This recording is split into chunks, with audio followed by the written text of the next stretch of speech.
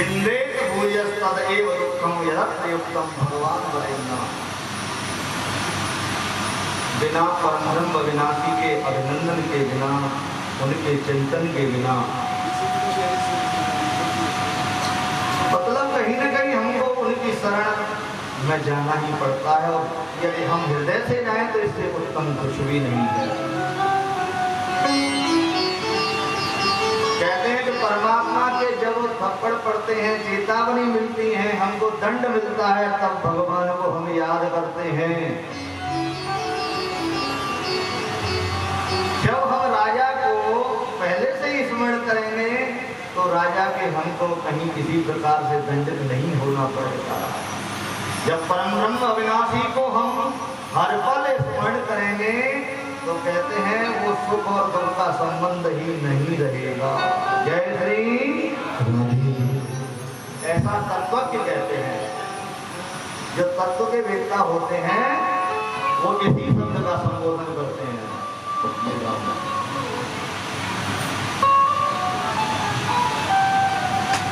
विन्देत भूयस्तव एव दुःखं यदप्रयुक्तं भगवान वरेण्यः। भगवान की वो लीला है। हम सब भगवान के अंशभूत हैं, ये निश्चित है। लेकिन भगवान भी सुख चाहते हैं, सुखों के भंडार हैं, सुखमय हैं, तो हम भी संसार में रहकर के सुख की खोज निश्चित ही करते हैं। महाराज, ऐसा संसार में कोई सुखी नहीं है, कितनी भी कोशिश कर लो। जैसे मैंने पहले वर्णन किया कि इन सब ने जो है पूर्ण प्रयास किए, लेकिन आखिरकार कष्ट ही मिला। क्यों? कोई तन दुखी, कोई मन दुखी, कोई धनविन रहे तो दास, और थोड़े थोड़े सब दुखी सुखी राम के भगवान के पास ही सुखी हो पाते हैं। ऐसा मैत्रेय मुनि ने दर्शन कराया विदुर महात्मा को। विदुर जी कहते हैं, बोले प्रभु ये बात तो सही है, पर ये प्रकृति तो परम ब्रह्म अविनाशी और तत्व ने ही बनाई है। हाँ, जब वो तत्ववेत्ता परम ब्रह्म अविनाशी की जब इच्छा होती है, जब हृदय होती है, तभी ये लीला करने लग जाते हैं। और जब इच्छा नहीं होती है तो संहार में 1 मिनट में प्रलय हो जाती है। एक छोटा सा बालक जब खेलता है तो खिलौनों को इस तरीके से सजाता है कि समझो कि यही उसका घर है, यही उसके पालतू जानवर हैं, यही सब्जी भाजी रखी है, यही सब कुछ है। और जब उसका मन बिगड़ जाता है, मैदान साफ। जय श्री। ऐसे ही वो तत्ववेत्ता परम ब्रह्म अविनाशी हम आप जैसे खिलौनों को तैयार करते हैं और हम लोग खेलते रहते हैं। उस बालक की तरह यही महसूस करते हैं, लेकिन बालक जैसे पूर्ण कर देता है, ऐसे ही भगवान भी हमको पूर्ण कर देते हैं। जय श्री।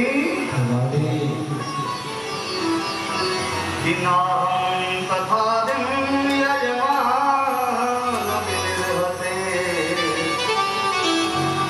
उस भगवान की लीला का वर्णन करते हैं कि तुमने कहा कि हाँ सृष्टि की है। भगवान उस तत्व की जो है निरूपण करते हैं मैत्रेय मुनि। सूत जी कहते हैं शौनकादिक ऋषियों, और सुखदेव स्वामी कहते हैं राजन परीक्षित। एक नहीं 4 संवाद हैं इसमें। और सनक सनंदन सनातन सनत कुमार जी कहते हैं कि हे भक्त नारद आप भी सुनिए। ये चारों का प्रसंग है। जब उस परम ब्रह्म अविनाशी शक्ति की इच्छा हुई कि एक को हम बहुश्याम, मैं एक से बहुत हो जाऊं, तो ये इच्छा जैसे हुई, जागृति हुई, तो जो कहते हैं कि वो एक अंडाकार स्वरूप था, उसका अपने आप विभेद हो गया और 70 से 72% तक उसमें जल की मात्रा सही प्रतीत हुई और उसी में जो है सारी स्थितियां। जल ही जल है, उस जल में एक कमल नाम परम ब्रह्म के उस अंडाकार रूप में से ही एक नाव में से जो है कमल की उत्पत्ति हुई और उसी कमल में ही महाराज हमारे ब्रह्मा जी की उत्पत्ति हुई। जय श्री ऐसा वर्णन मैत्रेय मुनि करते हैं। ब्रह्मा जी विचार करते हैं कि मैं बहुत दिनों तक ये कि अब मैं करूं तो करूं क्या, मेरे को तो कोई आज्ञा नहीं है, न कोई आधार है, न कोई। तो उस नलिका में जो कहते हैं कि हजारों वर्ष व्यतीत कर दी इधर उधर घूमते हुए, पर लेकर कोई पार नहीं उस नलिका का भी मिला और न कुछ समझ में आया। तो एकदम पुकार के लगे कि जिसने मुझे बनाया है, अरे कुछ तो आज्ञा कीजिए। तो वो जल में जो आवाज आती है ना, जल जब हिलता है तपह तपह तपह, तपस्या कीजिए। बहुत वर्ष व्यतीत हो गए तपस्या करते हुए, तो महाराज अब सृष्टि का वर्णन करते हैं। मुझे सृष्टि की इच्छा होने लगी, मन में विचार आया तो एक ने 10 पुत्रों को पैदा कर दिया मन से। 4 सृष्टियों का वर्णन तो अब कलिकाल में दिखाई देता है, और 10 प्रकार की सृष्टियों का वर्णन ऐसा करते हैं मैत्रेय मुनि, जिसमें सबसे पहली जो सृष्टि है वो मानसिक है, मन से उत्पन्न। जैसे वेद मंत्र कहता है चंद्रमा मनसो जायता। हमारे ब्राह्मण देवता जब आरती कराते हैं तो हम लोग भी कराते हैं, तो भगवान की उस वाणी को चंद्रमा मनसो जायता, चंद्रमा मन से ही उत्पन्न हुआ है। ऐसे ही यहाँ पर ब्रह्मा जी के जो है 10 पुत्र उत्पन्न हुए। मरीचि, अत्रि, अंगिरा, पुलस्त्य, पुलह और क्रतु, भृगु, वशिष्ठ और महाराज दक्ष, ये 10 पुत्र हुए। ब्रह्मा जी विचार कर रहे हैं, तो जो है यहाँ पर कहते हैं कि एक जो है अपनी वाणी के द्वारा परम सुंदरी को पैदा किया, जिसका नाम है सरस्वती। इधर उधर प्रतीत होते हैं तो छाया से दशमी की उत्पत्ति हो जाती है, ऐसा वर्णन मैत्रेय मुनि करते हैं। महाराज इनकी जो उत्पत्ति है, इससे पहले भगवान की लीला बड़ी विचित्र थी। एक बीच में मन से ही उत्पत्ति हुई, भोलेनाथ की उत्पत्ति हो गई, और भोलेनाथ से कहा बोले तुम भी सृष्टि करो, बोले आगे जो है बढ़ाओ इस संसार को। उन्होंने तो ऐसी रचना कर दी जिसके मारे आज भी लोग भयभीत रहते हैं, भयभीत रहते हैं। भूत प्रेत साचो वा डाकिनी नहीं बचा, बोले भूत प्रेत डाकिनी साकिनी मर्द, बोले मारी गण बैताल इत्यादि की उत्पत्ति भोलेनाथ ने कर दी। कोई भान नहीं रहा अपने नशे के आनंद में, परम ब्रह्म विनाशी का चिंतन करते हुए जो बना उत्पत्ति है। बहु नेत्र बहु नेत्र विशाला, किसी के एक नेत्र है तो किसी के अनेक नेत्र हैं, ऐसी सृष्टि की। ब्रह्मा जी ने कहा बोले महाराज ऐसी सृष्टि मत करो, उनको रोका। विचार करने लगे कि मुझे संसार में एकदम जो है ब्रह्मा जी के, जैसे आपने कभी भोलेनाथ के भी दर्शन किए होंगे अर्धनारीश्वर भगवान के, तो आधे स्वयं पार्वती बन जाते हैं और आधे स्वयं शिव रहते हैं। इसी प्रकार से मेरे ब्रह्मा जी का भी यही हुआ कि एक जो है बाएं हाथ से बाएं तरफ से जो है महाराज जो है एक स्त्री की उत्पत्ति हुई, और दूसरे दाहिनी तरफ से जो है स्वयं मनु महाराज की उत्पत्ति हुई। तो ये शत्रुपा और मनु महाराज की उत्पत्ति हुई। इनसे कहा कि बोले सृष्टि करो सृष्टि करो। तो कहते हैं कि मन शत्रुपा और इनसे वही सृष्टि अनुपा, इनसे मनुष्य रूपी सृष्टि जो हम आप आज हैं, हम मनवादी मनुष्य हैं, ये उत्पत्ति मनु महाराज से हुई। जय श्री महाराज। मनु महाराज के 5 संतानें हुई। आकृति देवहूति प्रसूति सदैव च प्रियव्रत उत्तान पादौ इति विवाह। बोले जो है आकृति देवहूति प्रसूति और उत्तानपाद और प्रियव्रत, ये 5 संतानें हुई। जय श्री। जब 5 संतानें हुई तो इन्होंने कहा बोले अब आगे सृष्टि का विस्तार करो। मनु महाराज ने भी आदेश दिया तो उन्होंने कहा बोले धरातल तो है ही नहीं, आधार है ही नहीं, मनुष्य रहेगा कहाँ। महाराज पृथ्वी को तो ले गया पहले ही, ये पृथ्वी रसातल में डाल दी, क्योंकि भूत प्रेत भाट डाकनी डाकनी जैसे पैदा हुए ऐसे ही महाराज इसमें महामुनि कश्यप जी की उत्पत्ति का वर्णन करते हैं। जय श्री। जो है इस भूमंडल को हिरण्यकश्यप और हिरण्याक्ष दोनों भाई थे, तो हिरण्याक्ष ने इस भूमंडल को रसातल में डाल दिया कि इस पर सृष्टि होगी ही नहीं, और अपना ही प्रभुत्व चाहने के लिए उसने ऐसा किया। सुखदेव स्वामी कहते हैं राजन परीक्षित देश घोर तमा वेला श्रीमान कश्यप जी के ये पुत्र हैं जिन्होंने इस ऐसा कार्य किया। महाराज उन्होंने कहा कश्यप ऋषि तो बहुत ही सुंदर थे, बहुत ही विचारवान थे, और महान ऋषियों में उनका वर्णन है, और हम सब भी कश्यप की ही संतान हैं, हम आप भी उन्हीं से सब पैदा हैं। मनु महाराज के बाद कश्यप जी का ही संबंध जुड़ता है। उन्होंने कहा बोले महाराज ये बात हमारी समझ में नहीं आई कि कश्यप महान ऋषि होते हुए उनके यहाँ असुर पैदा हो गए, बोले राक्षस पैदा हो गए। कहते हैं कि महामुनि कश्यप की दिति, अदिति, दनु, काष्ठा और जो है सुरसा आदि कहीं जो है पत्नियां हुई। तो दिति से तो दैत्य कहलाए गए, अदिति से देवता कहलाए गए, अन्यान पक्षी उद्भिद स्वेदज अंडज जरायुज ये 4 प्रकार की सृष्टि का वर्णन करते हैं। कुछ अंडे से पैदा होते हैं, कुछ झिल्ली में लिपट करके आते हैं, इन्हीं को जरायुज कहते हैं, हम आपका जन्म उसी से होता है। कुछ स्वेदज होते हैं, पसीने में ही पैदा हो जाते हैं। आपने देखा हो कि वर्षा होती है ना, पहली वर्षा होती है तो इतने कीड़े कहाँ से आ जाते हैं, कहाँ छुपे रहते हैं। 8 महीने और पहली वर्षा हुई और बल्ब जलाया तो समझो घर में फिर भंडारी हो जाता है। जैसे उनमें जमीन फाड़ करके होते हैं, वो जो वृक्ष होते हैं। ऐसा वर्णन मैत्रेय मुनि विदुर से करते हैं और सुखदेव स्वामी राजा परीक्षित से कहते हैं। लेकिन महाराज ये बात समझ में नहीं आई कि बोले जो है दिति के दैत्य कैसे हो गए और अदिति के देवता कैसे हो गए।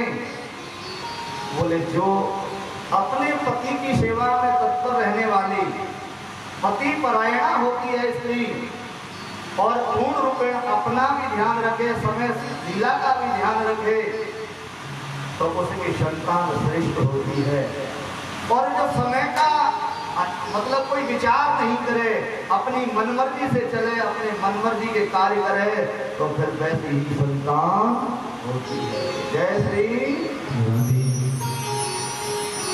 महाभारत में जैसे अर्जुन की जो है पत्नी ने एक इतने सुंदर पुत्र को पैदा किया कि जो स्वयं गर्भ में इतना सीख गया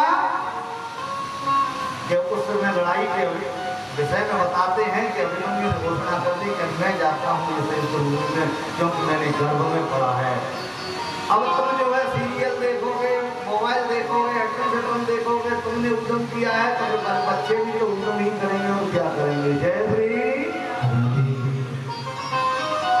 महाराज दिति का ऐसा ही अपने पति देव के साथ रहा।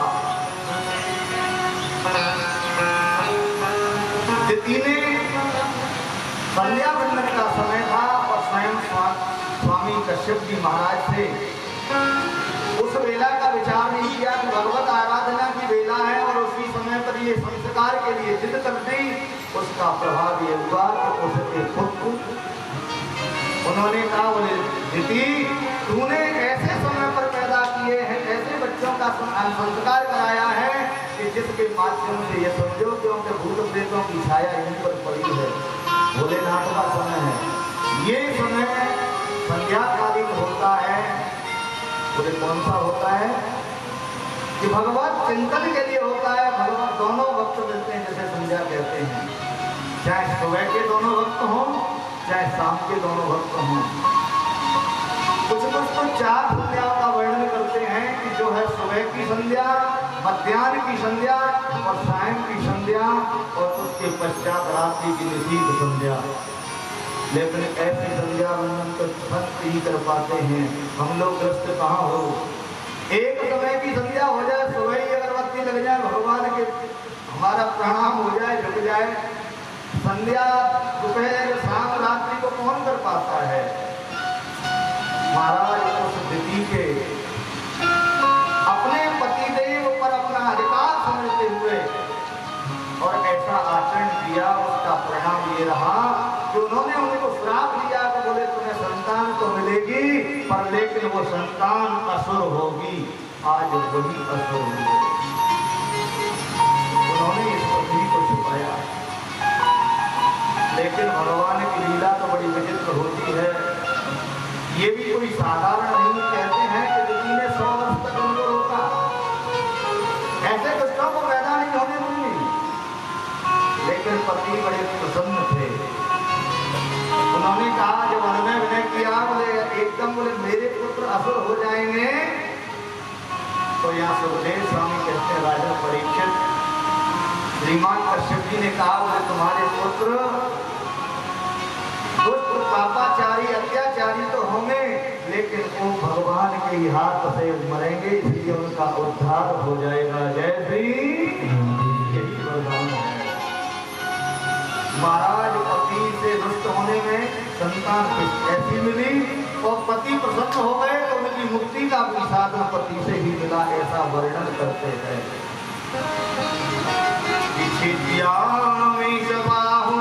प्रतिकूल वृत्ति, जो प्रतिकूल वृत्तियों को अपने अनुकूल बनाना चाहते हैं और अनुकूल को प्रतिकूल बनाना चाहते हैं, ये तो हमारी बुद्धि है। सुख दुखों का भंडार तो हमारे आप के अंदर ही है। जैसा करते हैं वैसा ही भोगना पड़ता है। महाराज ये संस्कार के बारे में बतलाया, लेकिन इतने बड़े असुर हुए कैसे? मैत्री मुनि कहते हैं, विदुर जी ये सनक सनंदन सनातन सनत कुमार है ना, ये जो नारद जी को कथा सुना रहे वही सनत कुमार जी, ये सभी जो है भगवान के दर्शन के कहीं गए थे और वैकुंठ में गए तो वहां पर तो द्वारपाल जय और विजय खड़े थे। उन्होंने दर्शन से वंचित कर दिया, रोकने की चेष्टा की, लेकिन ये तो महान क्योंकि इनको पहचान नहीं पाए, ऐसा वर्णन करते हैं। और उन्होंने प्रवेश किया, महाराज प्रवेश दर्शन करके आए। उन्होंने कहा तुमने हमें रोकने का प्रयास किया, कहते हैं तो उनको रोकने के लिए श्राप दे दिया। बोले तुमको असुर जैसे कर्म करते हो, तुमको असुर बनना पड़ेगा। और जब लौट करके आए भगवान के दर्शन करके तो दोनों ने पैर पकड़ लिए तो आशीर्वाद मिला। उन्होंने कहा तुम्हारी मुक्ति के लिए भगवान स्वयं पधारेंगे। जय श्री। आज वही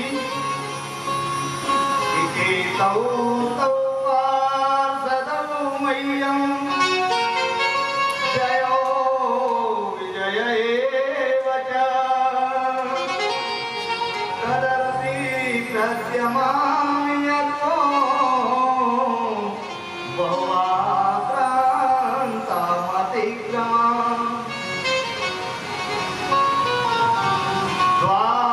द्वारपाल हरि के प्रिय दो, द्वारपाल हरि के प्रिय दो,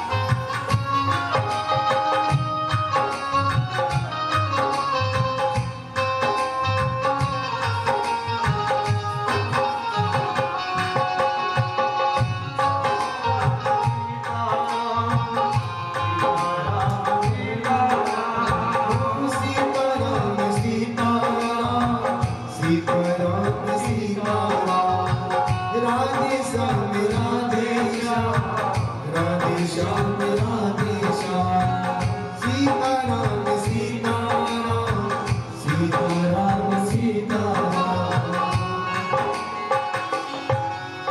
पार पार हर के प्रिय दो, जय और विजय जान सबको। बोले जो है हरि के ही द्वार पार थे, यही हिरण्यकश्यप और हिरण्याक्ष बने। महाराज पहले का ही जो है पापाचार फैला, तो ब्रह्मा जी विचार करते हैं कि पृथ्वी को लाना है, भूमंडल को लाना है, तो इनके लिए तो पैसा ही चाहिए, क्योंकि इन्होंने तो मल का कर जो भरकोटा बना दिया है। गंदगी का चारों तरफ गंदगी का ही जो है किला बना दिया है। और गंदगी को एक बात बताओ, राम नहीं जाएंगे कि श्याम नहीं जाएंगे साथ में, फिर तो भगवान भी वैसे ही होंगे। महाराज सबकी जो इच्छा होती है वैसे ही भगवान के अवतार हुए हैं। जय श्री ब्रह्मा जी विचार कर रहे हैं कि बोले आधार तो चाहिए, पृथ्वी भी चाहिए, पर एकदम विचार करते करते ऐसी जोर की छींक आई और 12 भगवान सीधे सम्मुख प्रकट हो गए। बोले 12 भगवान की जय हो। नाथ का चित्र से ही भगवान अवतार ले लिए। महाराज 12 भगवान की झांकी के दर्शन, जो शुक्र क्षेत्र है ना सोनो, ये 12 भगवान का प्राकट्य स्थल है, यहीं पर पृथ्वी को जो है लगाए हैं। कथा तो बहुत विस्तारित है, लेकिन वास्तविकता में उन 12 भगवान ने महाराज हिरण्याक्ष से युद्ध करने का जो मन में, क्योंकि अवतार ही इसलिए हुआ है, तो अपने जो है दिन दुनी रात चौगने जैसे दैत्य बढ़े, वैसे ही भगवान भी क्षण भर में अपना पूरा वैभव को, अपना पूरे शरीर का आकार बनाया। और नारद जी के द्वारा खुजली मिटाने के लिए साधन पहले ही प्रस्तुत था, तो यहाँ पर मेरे भगवान भी उस रसातल में चले गए। और जैसे ही वहाँ अंदर प्रवेश किया, इधर ये भी ऊपर देख रहा था कि कहीं कोई मेरे को आज तक खुजली मिटाने वाला मिलता नहीं है। तो नारद जी श्रीमन नारायण नारायण करने वाले से भेंट हुई, और नारद जी ने कहा कि भैया हम पे युद्ध करवाना है, वो तो युद्ध के लिए बल्ली भड़का रहा है। तो उन्होंने कहा बोले भैया तुम्हारी खुजली मिटाने वाला तो तुम्हारे धाम पर पहुंच गया, बोले जाओ उसी को रोक लो। इधर जो है हिरण्याक्ष अपने उस जो अवरकोटा को, उस पृथ्वी को रोकने के लिए आते हैं, और महाराज 12 भगवान तो जो है दोनों अपने दांतों पर जो है उस भूमंडल को उधार करके चले आ रही उस जल में। कितनी सुंदर झांकी है, उस आकृति को अपने हृदय में उतारो। बोले भगवान की जय हो।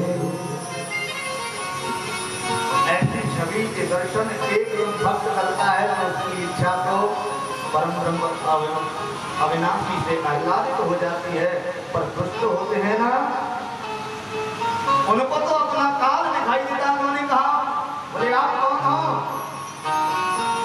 अरे ग्राम सुकरा, बोले गांव के सिंह बन करके आए हो? उन्होंने कहा बोले ग्राम सिंह हम हैं कि तुम हो?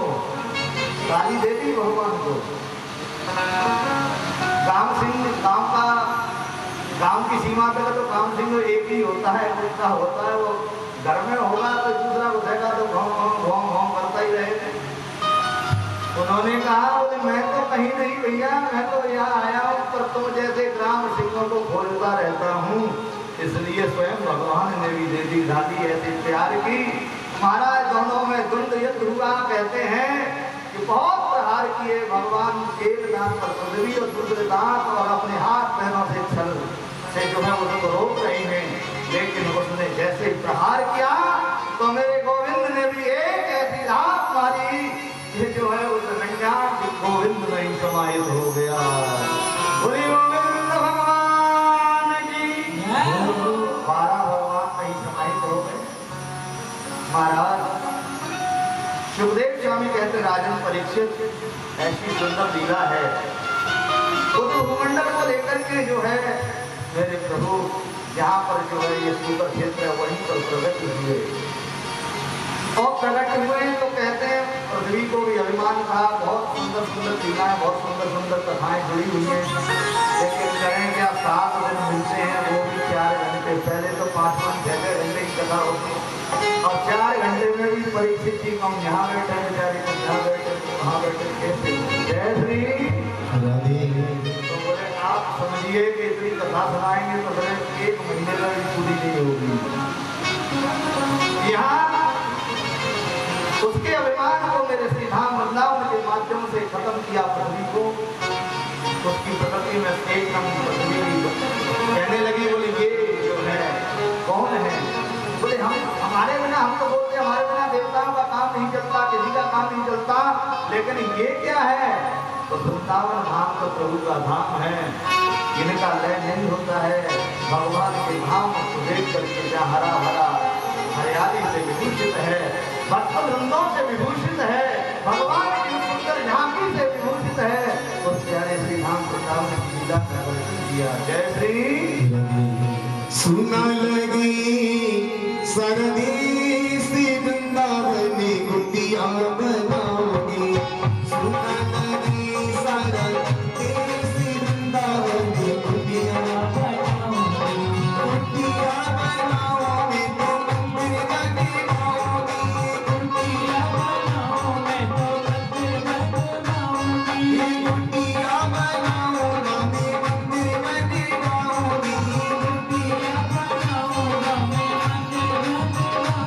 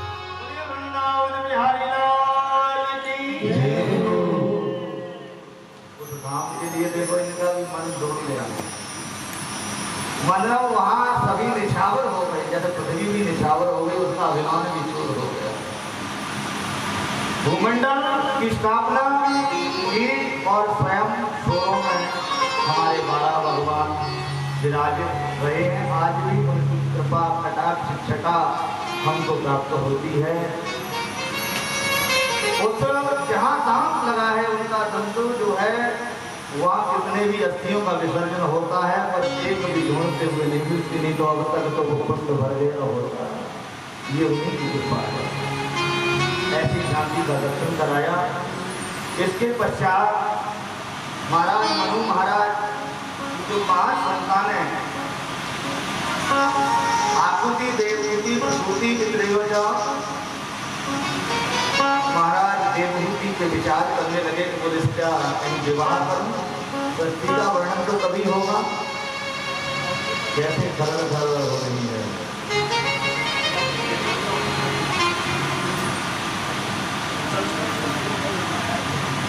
महाराज इन्होंने सोचा कि बोले अपनी बेटी का विवाह करूं। मनु महाराज अपनी बेटी के लिए सुयोग्यता ढूंढते हैं तो श्रीमान कर्दम जी की तरफ नजर जाती है और कर्दम जी ने भी पहले तो विवाह किया नहीं, महात्मा हो गए, पिताजी से मना कर दिया, ब्रह्मा जी से। लेकिन यो कहते हैं ना कि जब उम्र भी निकल जाती है तो भजन भी पत्नी के लिए करना पड़ता है। तो स्वामी कृपा वे कई संत कहते हैं तो बोले हमारे पास भी बहुत लोग आते थे तो बोले अब महाराज हमारा बालक बहुत सीमा से बाहर है गए हुए, जाकर कोई व्यवस्था बने, कोई पूजा पाठ हो तो करा। अब ये तो श्रीमान कर्दम जी तो पहले से ही तपस्वी हैं। उन्होंने पहले तो भगवान को प्राप्त करने के लिए भजन किया और आज पत्नी प्राप्त करने के लिए भजन किया। पत्नी मनोरमाम देही मनोवृत्तान सारणी सारणी दुर्ग संसारा सागर के क्रोधवान। ऐसी मेरी कोई प्रिय भार्या बने कि मेरा और अपना दोनों का ही उद्धार कर दे। पत्ना नियते थी पत्नी और बाध्यते थी पत्नी।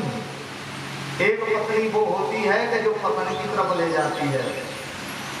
पति अच्छे विचारवान, श्रेष्ठवान, भगवान के भजन पूजन करने वाले, कृपा उनका अनुग्रह, श्री मन नारायण का अनुग्रह मानने वाले। लेकिन पत्नी कहती है जी अभी तो फलानी जगह नहीं गए, अमुक जगह नहीं गए, उनका वहां से चित्त उठाने की कोशिश करती है। कुछ बालिकाओं में झगड़ा इस बात का हो जाता है कि जी ये तो कहीं ले ही नहीं जाते हैं, क्योंकि उसकी प्रवृत्ति धार्मिक है और उसकी अधार्मिक हो रही है। या एक पत्नी श्रेष्ठ धार्मिक है तो पति उसकी विधान डालता है। महाराज लेकिन पत्नी के लिए भजन किया तो भगवान ने उन्हें आशीर्वाद दिया। भगवान से कैसे कह सके, भगवान ही की कृपा पर लेकर भगवान के सामने चुप हो गई तो भगवान ने कहा बोले हमको पता है कि बेटा जब बड़ा हो जाता है तो कितना भी उम्र निकल जाए पर पिता कहता है कि बोले विवाह करोगे। अभी मेरी उम्र निकल गई है, अभी कोई मैं बहुत बड़ा है गए हूँ। अरे भाई 32-33 साल की उम्र है तो और कहा तुम में कलंगी निकलेंगी और अलग से। लेकिन पिताजी के सामने इतना सीधा होकर कहेगा और अंदर जाकर के माता जी पिताजी से कह देना लौट नहीं जाते, मतलब वहां चलती है ये क्रिया। जय श्री।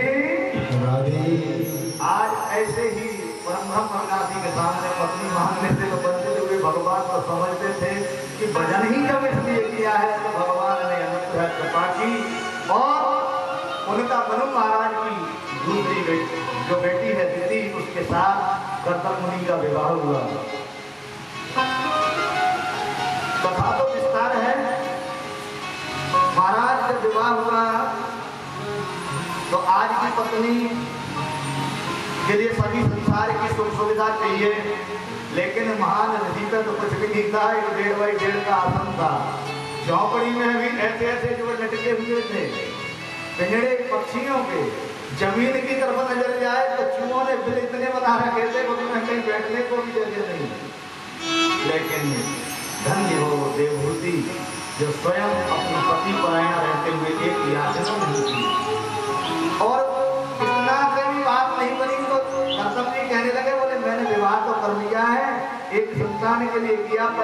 सुनो, अब मेरा मन कह रहा है कहाँ जंजाल में घुस रहा है, अभी मैं भजन करूंगा। और महाराज माला फिराने और बैठ गए। तो बताओ आजकल की तो तलाक दी देगी जय श्री, लेकिन देवभूति ने ऐसा नहीं किया, अपने पति की सेवा की।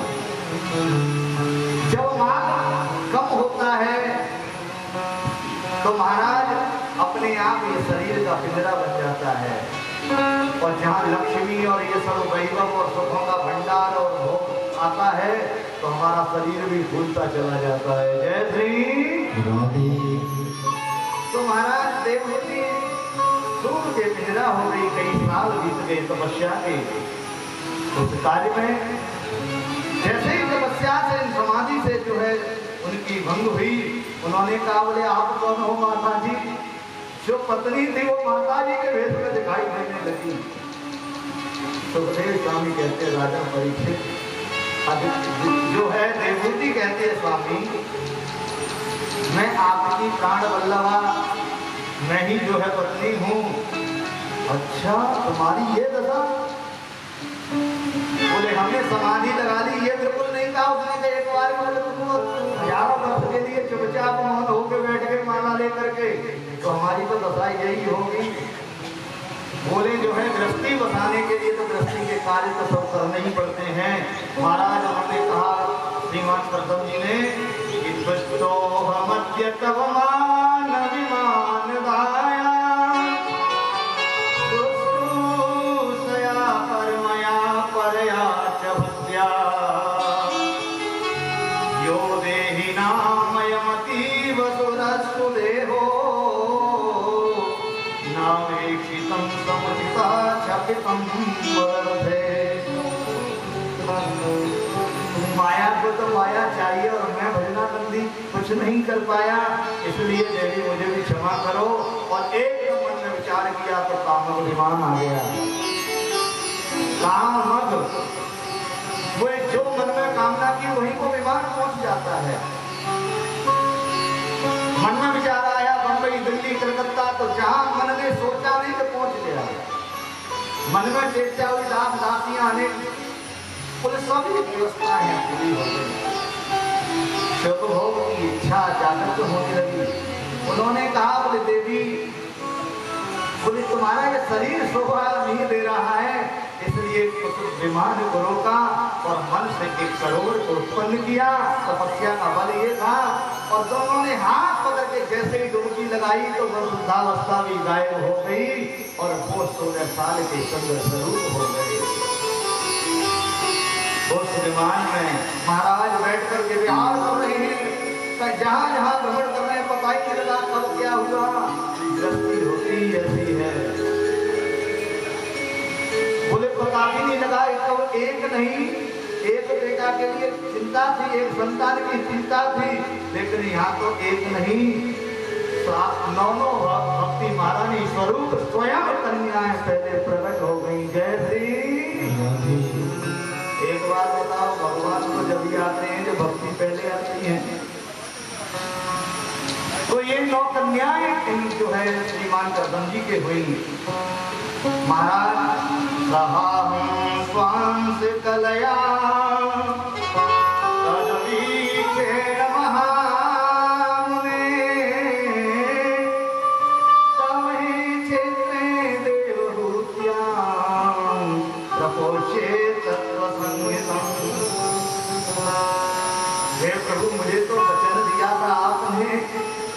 मैंने विवाह के लिए आपसे अनुग्रह जरूर किया था, पर जंजाल में फंसाने के लिए नहीं कहा था।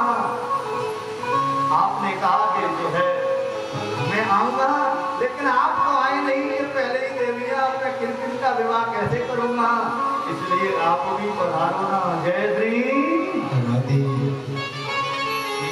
की तो राजपुत्री था महात्मा प्रतिनिंदते,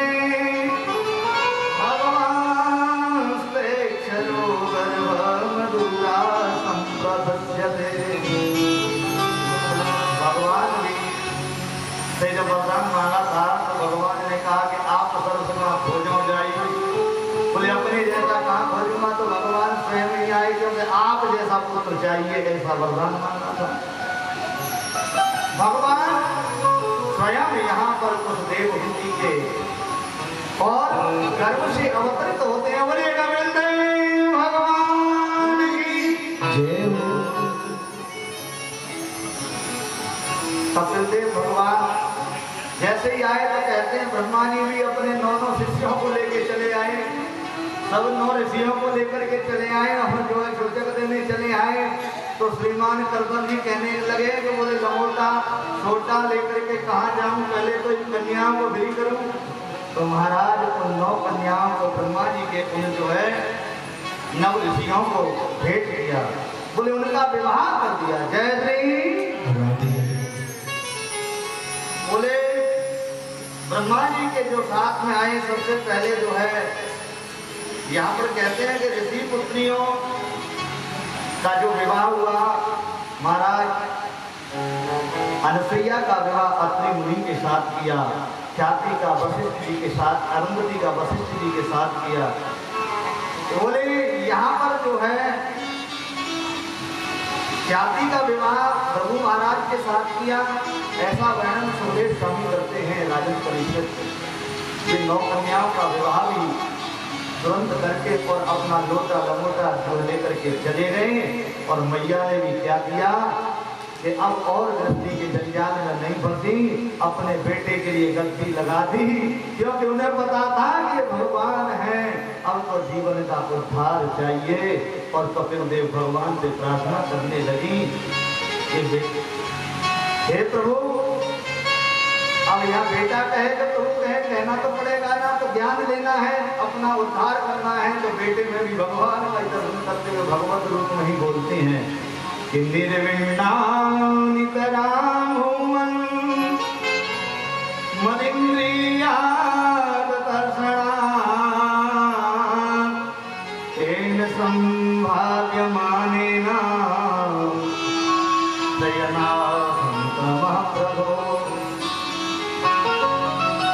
माता देवहूति कहती है ये संसार बड़ा विचित्र है, इस संसार में कभी चेष्टाएं कम नहीं हो पाती। बोले जन्म लेने के पश्चात हम बड़े हो जाएं तो फिर हमारे जो धंधे व्यापार सब चलने लगे। एक जो है सुंदर सा स्त्री के लिए पुरुष, पुरुष के लिए स्त्री, बोले विवाह हो जाए। इस मूर्ख धंधे में पता नहीं कब संतानें आ जाती हैं और कब संतानें बड़ी हो जाती हैं, धीरे धीरे हमारा भी बुढ़ापा आ जाता है। लेकिन एक बात बताओ कि अब हमारे जीवन का उद्धार कैसे होगा? ये जिंदगी में,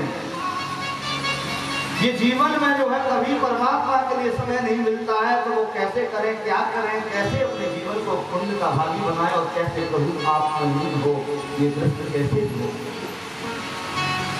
तब जो है माता जी के अनुग्रह को कपिल देव भगवान ने कहा, बोले माता जी कि तम स्वागता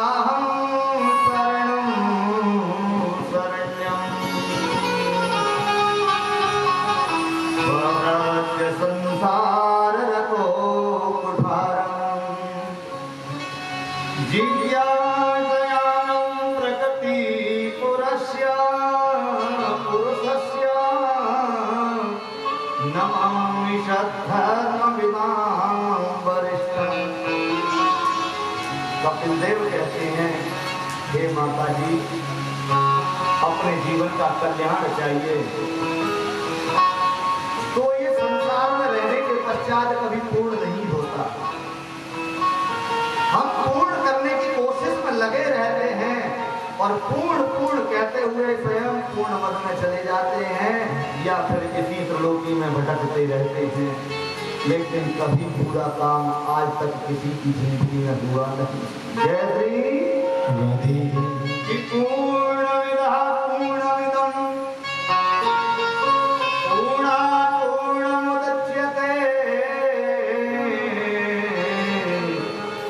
पूर्णस्य पूर्णमादाय पूर्णमेवावशिष्यते। बोले पूर्ण तो एक परमात्मा है, सब बाकी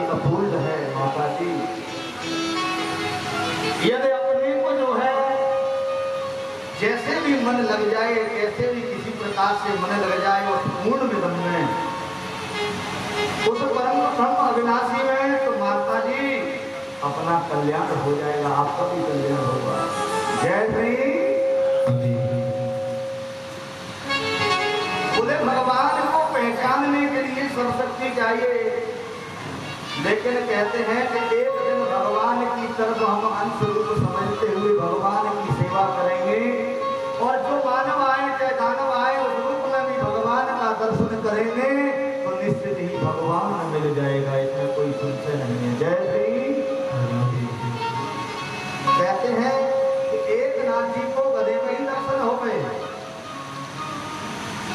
गंगोत्री यमुनोत्री गए, आजकल तो हाल उड़ जाते हैं हेलीकॉप्टर और उनसे और जो है वाहनों से, पर लेकिन पहले तो भैया ये सब कुछ नहीं था, रास्ते भी अच्छे नहीं थे।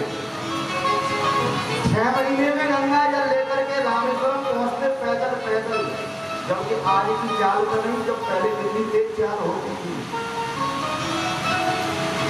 लेकिन भगवान की परीक्षा कैसी विषय है, एक गधा गुब्बारे पड़ा हुआ है रामेश्वरम से ही 6 किलोमीटर पहले, और सभी लोग गंगा जल लेकर के जा रहे हैं और प्यास से तड़पड़ा रहा है। महाराज सब जाने जा रहे थे, उन्होंने कहा बोले हम नहीं पिलाएंगे। सबने पूछा, कुछ लोगों ने पूछा बोले भैया ये क्यों तड़पड़ा रहा है, बोले इसको जोर से प्यास लगी है। प्यास लगी है। कुछ लोगों ने कहा बोले अरे हम रामेश्वर के लिए जल लेकर के आए तो रामेश्वर पर ही चढ़ाएंगे ना, 6 महीने की तपस्या हमारी ऐसी चली जाएगी। सब कुछ बहुत लोग निकल गए। एक नाथ जी ने कहा बोले जब घट में पट में सब में तू ही है, और ये प्राण बखेरू तुम्हारे ही उड़ रहे हैं, तो हे स्वामी मैं रामेश्वर को तो जानता नहीं, पर इनको जरूर जानता हूँ। वो सारा गंगा जल तो किसी का था, वो सब उस गधे रूप में ही महाराज भगवान का भाव करते हुए पिला दिया, और भक्तवत्सल भगवान भी ऐसे हुए कि उसी रूप में उस एक नाथ जी को दर्शन दे दिया। जय श्री। सुनाया है महाराज माता जी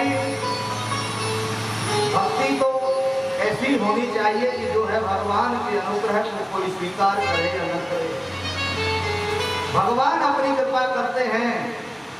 उन्होंने कहा हमने तो सुना है कि भगवान के जितने भी भक्त होते हैं ना, वो बेचारे लटे दुबले होते हैं, घर का ठिकाना नहीं, झोपड़ी नहीं होती है, झोपड़ी में भी आग लग जाती है, झोपड़ी में आग लग गई ना। बड़े बड़े बड़े भक्तों की कथा है, बोले जिनका झोपड़ी का भी सहारा नहीं होता, भगवान भी ऐसी परीक्षा देते हैं। बोले कि आप एक बात बताओ कि यहाँ पर जो है भगवान के जितने भी भक्त हैं, देवहूति माँ कहती है कि अरे लाला, अरे प्रभु, बोले आप एक बात बताओ कि भक्तों के दुखों को दूर क्यों नहीं करते। भगवान तो दूर करना चाहते हैं, पर लेकिन कपिल देव कहते हैं कि भगवान को दूर करना चाहते हैं, पर भक्त ही ऐसे हटीले होते हैं कि जो है वो उन दुखों को दूर नहीं करवाते, कम कर देते हो फिर हो जाता है। मैं शायद इसमें तो आ गया हो। बोले गोविंद भगवान की जय हो। तो राका वाका जैसे ही देखा, बोले पत्नियों को ज्यादा इच्छा होती है, इसलिए उन्होंने क्या किया कि इसको ढक दूं, नहीं तो लालच आ जाएगा, और मिट्टी ढकने लगे, उनको ढकने लगे। बोले पता नहीं किसकी है क्या है, हमको क्या लेना देना, मिट्टी डाल रहे थे। इतने में पत्नी आई, उन्होंने कहा बोले क्या कर रहे हो आप, इतना समय क्यों बर्बाद कर रहे हो। अरे प्रभु मिट्टी पे मिट्टी डाल रहे हो, दूसरे का धन हमारा किस काम का, वो तो मिट्टी है। ऐसे सुदृढ़ भक्त लकड़ी काटने के लिए जा रहे थे महाराज, तो एक नाथ से कहा, भगवान ने बोले देख लिया ऐसे भक्त हैं, ये लेना भी नहीं चाहते हैं। उन्होंने कहा महाराज कुछ और सेवा कर दो। तो बोले लकड़ी के लिए जा रहे हैं तो चलो लकड़ी काट के रख दें। भगवान ने जंगल में सूखी सूखी लकड़ी सब काट करके और एक तो रख दी। जब लकड़ी रखी तो तो यहाँ पर जो है उस चट्टान को देख करके चारों तरफ इधर उधर भटकते हैं, देखते हैं, पर कहीं सूखी लकड़ी नहीं मिलती। उन्होंने ये विचार नहीं किया कि हम इसमें से ले जाए, शायद किसी ने रखी हो। उन्होंने कहा आज तो भगवान की ऐसी कृपा है, जब नहीं इच्छा है तो नहीं सही भोजन नहीं होगा और क्या होगा। लौटने लगे पर उन लकड़ियों के लिए हाथ नहीं लगाया और दोनों प्राणी बात करने लगे कि कोई सेठ साहूकार ने आज हमारे लिए क्या, आज उसने सारी लकड़ियां कटवा करके वो गाड़ी घोड़ा लेकर के आ रहा होगा, ये सब ले जाएगा। अरे प्रभु कल मिलेगी, आज नहीं, चलो। एकनाथ जी से भगवान ने इशारा दिया, बोले देख लो मैंने सेवा की इसके के लिए और आज इसको भी स्वीकार नहीं कर रहा है, कहीं कोई चोरी नहीं की, कहीं कोई नहीं लिया। बोले दूसरे की कटी हुई लकड़ियां क्यों लें, इनको कहते हैं भक्त। भक्त कभी भगवान का अनुग्रह मिलता भी है तो उसको नहीं स्वीकार करते, वो तो स्वयं भगवान में लीन होने के लिए जब तक जाते हैं, जैसे पतंगा जब तक बलम पर जो है अपना उस प्रकाश पर जब तक जो गिरता रहता है तब तक उससे जल करके तड़प करके तब तक प्राणों की आहुति दे देता है। तो भक्त को भी भक्ति ऐसी ही करनी चाहिए कि जब वो उसको नहीं छोड़ सकता है तो हम भी भगवान को छोड़ नहीं सकते। जय श्री। इसलिए कपिल देव भगवान ने कहा, बोले जो है मैया ये जीवन बड़ा विचित्र है, इस संसार में आए हैं तो निश्चित है कि भगवान का भजन करना चाहिए। पौने घंटा बजते रहेंगे, जीवन की जो है पर अपूर्णता रहेगी, इस अपूर्णता को पूर्ण करने के लिए भगवान का सहारा लेना पड़ेगा। मेरी जीवन गाड़ी शाम चलाता है, क्यों घबराऊं मैं, मेरा तो शाम सुनाता है, क्यों घबराऊं मैं, मेरा तो शाम सुनाता है। मेरी जीवन गाड़ी, मेरी जीवन गाड़ी शाम चलाता है, क्यों घबराऊं मैं, मेरा तो शाम सुनाता है, क्यों घबराऊं मैं, मेरा तो शाम सुनाता है। जब शाम आएगी पूरा ये तालियों की सेवा करते हुए रखते हुए शाम है।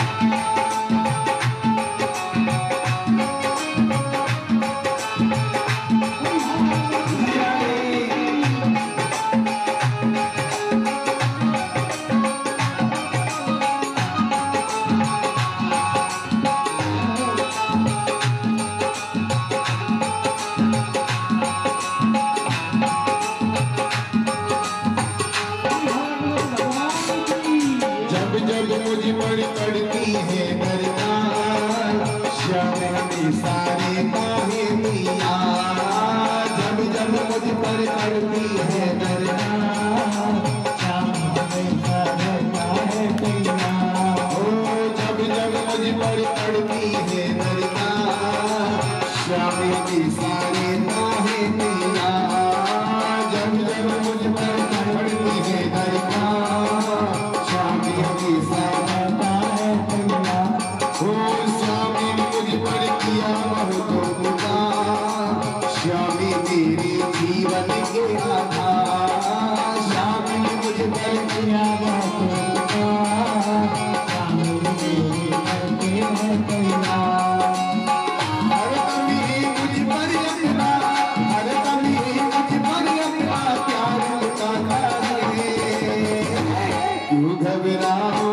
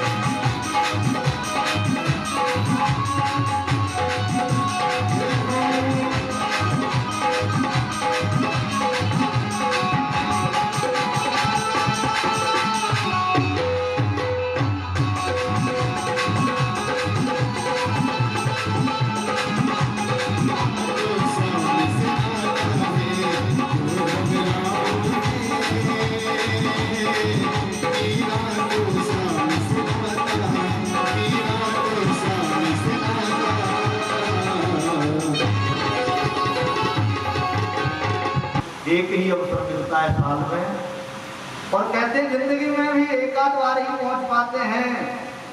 बोले सारे तीर्थ बार बार, और गंगा सागर वही गंगा का विमिलन हुआ है, वही कपिल देव भगवान का स्थान। और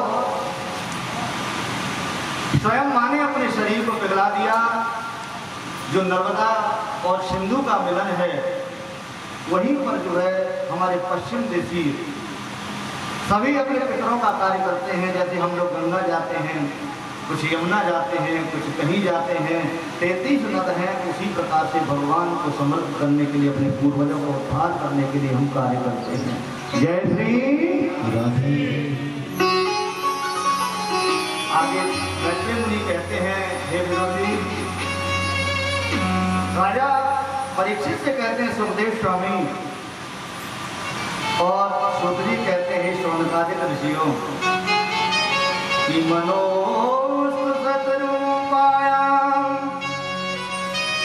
तिस्र कन्या शजगिरे आहुति देवहूति च प्रसूति तेरे श्रुता। यहाँ पर कहते हैं मनु महाराज की इस बेटी का कुछ जल में ही विलय हो गया। एक बेटी है जिसका नाम प्रसूति है, वो ऋषि प्रजापति के साथ संस्कार हुआ, विवाह हुआ। पुत्र का धर्म का आश्रय लेकर के जो है विवाह हुआ। महाराज उन्हीं जो है प्रसूति के यहाँ यज्ञ नारायण भगवान पधारे। बोलिए यज्ञ नारायण भगवान की जय। आहुति देवहूति च प्रसूति विश्वता। बोले अनेकानेक जो वर्णन कर रहे हैं और सृष्टि का संतरण कर रहे हैं, इसी प्रकार से आगे सृष्टि बढ़ रही है और भगवान की उन लीला मार्गियों का दर्शन आप कर रहे हैं। सुखदेव स्वामी कहते हैं राजन परीक्षित, और मैत्रेय मुनि कहते हैं विरोधी,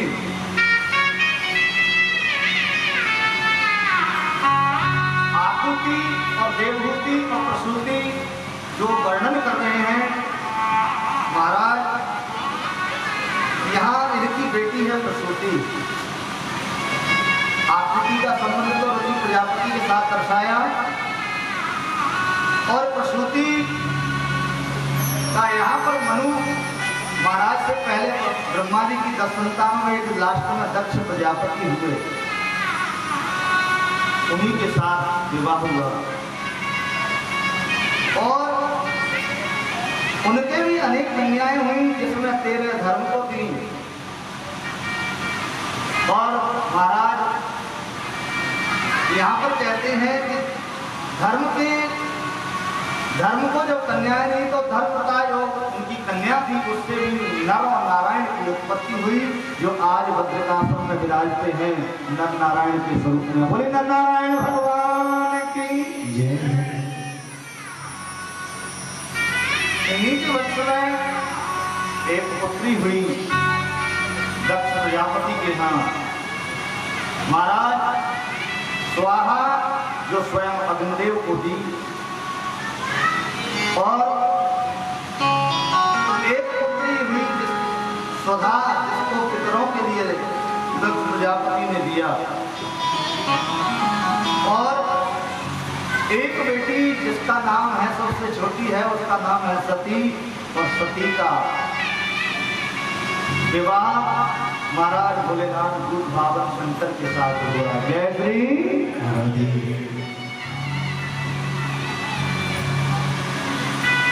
बहुत सुंदर सुंदर कथाएं हैं, एक दिन में कितनी भी कोशिश करो पर होती नहीं है, पर प्रयास तो करना पड़ता है। कि श्रूयतां ब्रह्म ऋषयो में सहदेवा सहान्वया साधूनां ब्रवतो व्रतम् न ज्ञानाननं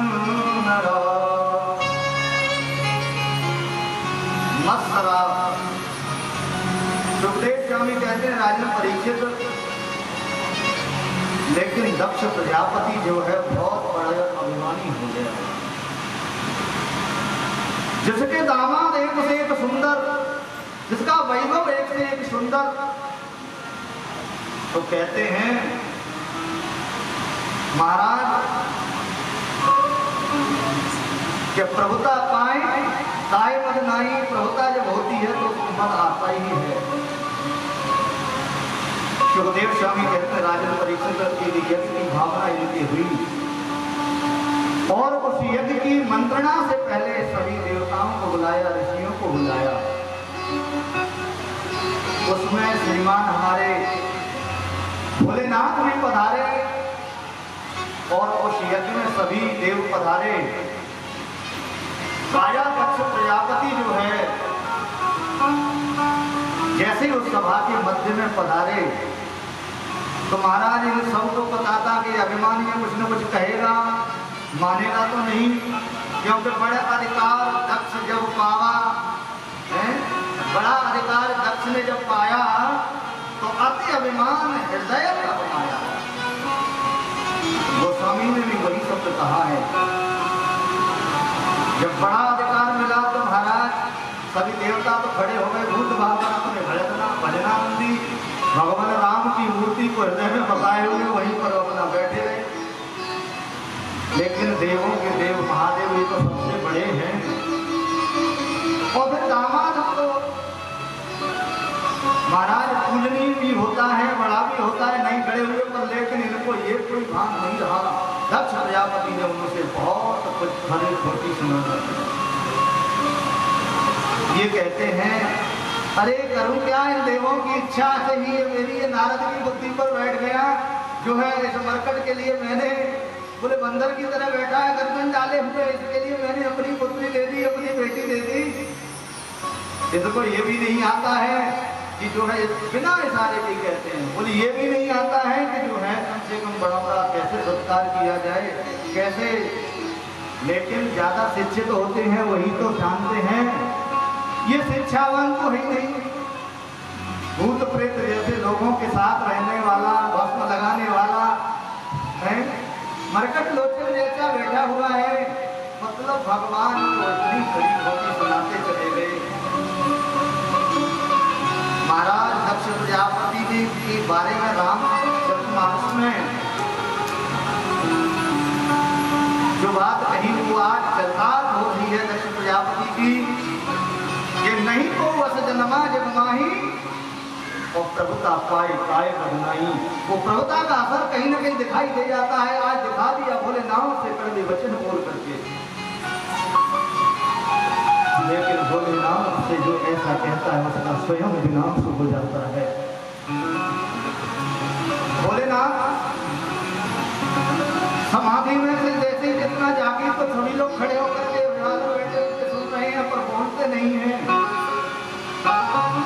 इनके संग में नंदी जो आए थे, नंद केशव जी महाराज, उन्होंने कहा बोले परम ब्रह्म अविनाशी से हमारे से जो है ये कह रहा है तो हम हरि की निंदा तो सुन नहीं सकते, हम अपने स्वामी की निंदा तो सुन नहीं सकते। क्यों? कि पाप लगता है। हरिहर निंदा सुनहि जो काना, होई पाप गो घात समाना। हरिहर की जो निंदा सुनता है उसको जो है बहुत बड़ा पाप लगता है, गो घात समाना, गौ की हत्या के समान पाप लगता है। नंद किशोर ने कहा हो तो भोलेनाथ ने सारे में मना कर दिया, क्योंकि गर्भ अंकुर है भारी, जब अंकुर ज्यादा उत्पन्न होगा तो अपने आप ही अपने पाप से नष्ट हो जाएगा। जय श्री महाराज ये सब सुनकर के जो है चले गए। सभी देवता लोग भी उनकी मंत्रणा हुई, फलानी मिट्टी में फलाने उस समय यज्ञ होगा। भोलेनाथ तो बोले नहीं, वहां से अपने आप को उठाए और चले। महाराज या मंत्रणा होगी, फलानी मिट्टी फलाने दिन से ये यज्ञ होगा। है तुमने भक्तों की रखवाले मत वाले बाबा भोले शंकर, बाबा भोले शंकर,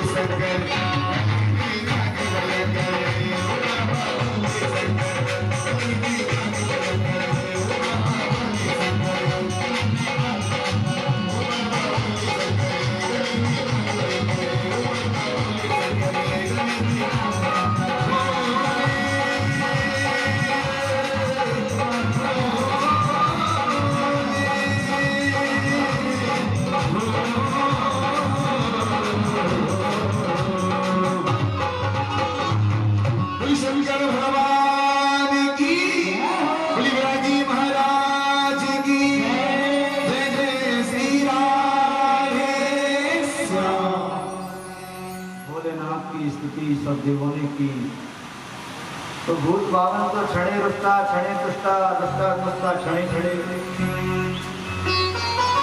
भोलेनाथ देवताओं से प्रसन्न हो गए। उन्होंने कहा बोले कैसे पधारे हो, बात क्या है? उन्होंने कहा बोले यज्ञ पूर्ण नहीं होगा तो प्रभु इन देवताओं के लिए वैसे तो कहीं कोई आजकल तो यज्ञ करते ही नहीं है, और करते भी हैं तो महाराज बढ़िया सुंदर बनाया है, इस समय कहीं धुआं से काला नहीं हो जाए तो सूक्ष्म नहीं करते हैं। लेकिन ये भी सारी क्रिया लुप्त हो जाएगी स्वामी, आप हमारे ऊपर कृपा कीजिए। भूयान ग्रहम कहो भगता को मैं भोलेनाथ। देवताओं ने स्तुति की तो भोलेनाथ बड़ी बड़ी कृपा करने लगे। उन्होंने कहा क्या चाहते हो, मेरा भाग भी नहीं दिया, उसके बाद तब तुमको मिल रहा था तब तुमने विचार नहीं किया। उन्होंने कहा स्वामी यही तो भूल है, इसका पश्चाताप ही तो इतना विध्वंस हुआ है, ये हम लोग ही पहले। बोले तुम भी अभिमानियों के साथ में ही बह गए। भोलेनाथ अब इन सब ताइनों को मत मारिए, आप कृपा कीजिए, उस यज्ञ को पूर्ण कराइए। और भूत भावन वहां पधारे। उस यज्ञ नारायण भगवान, लेकिन अब यहाँ यजमान ही नहीं है।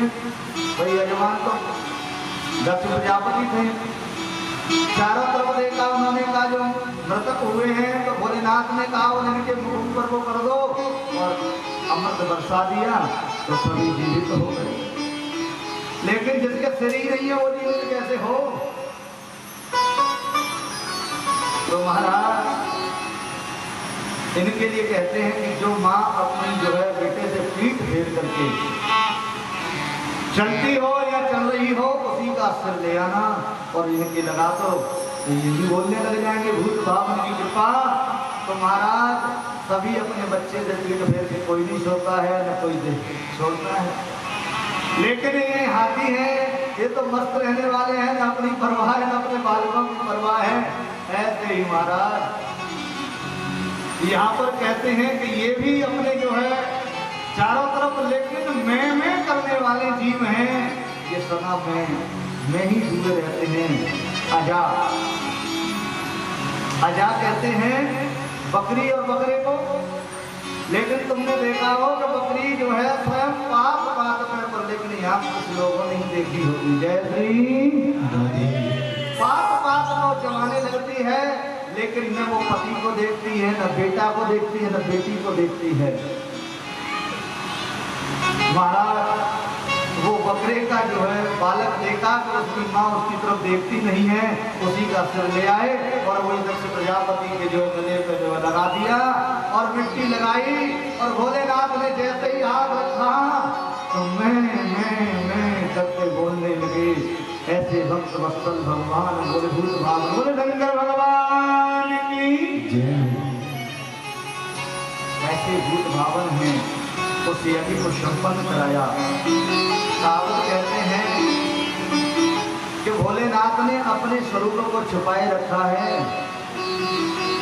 भोलेनाथ बहुत सुंदर हैं, बहुत रूपवान हैं, लेकिन भूत बावन कभी अपनी ज्ञान और जो है अपनी सुंदरता का बखान नहीं करते, हम उसे छुपाए रखते हैं। बोले कैसे? आप रोज स्तुति करते हैं ना, कर्पूर गौरम करुणावतारम संसार सारम भुजगेन्द्रहारम सदा वसंतं हृदयारविंदे भवं भवानी सहितं। भूत बावन कपूर के समान सुंदर है। कर्पूर गौरम उनका वर्ण गौर वर्ण है, लेकिन उस गौर वर्ण को महाराज चिता वाले को चिता की भस्म लगा ली। कोई थोड़ी इधर उधर की भस्म होती तो कोई बात नहीं, दुनिया प्रेम फिर भी करती, लेकिन फिर भी चिता की भस्म भूत प्रेतों की भस्म से तो दुनिया दूर रहती है। लेकिन फिर भी भोले बाबा को कोई नहीं छोड़ता, एक लोटा तो रोजाना चढ़ा चढ़ाई देते हैं। जय श्री क्यों कि करुणा अवतार है, करुणा अवतारम संसार सारम भूत भावन संहारक है। ब्रह्मा जी सृजन करते हैं, पैदा करते हैं। लक्ष्मी नारायण भगवान हमको भोजन व्यवस्था करते हैं, जो लक्ष्मी उनके साथ हैं।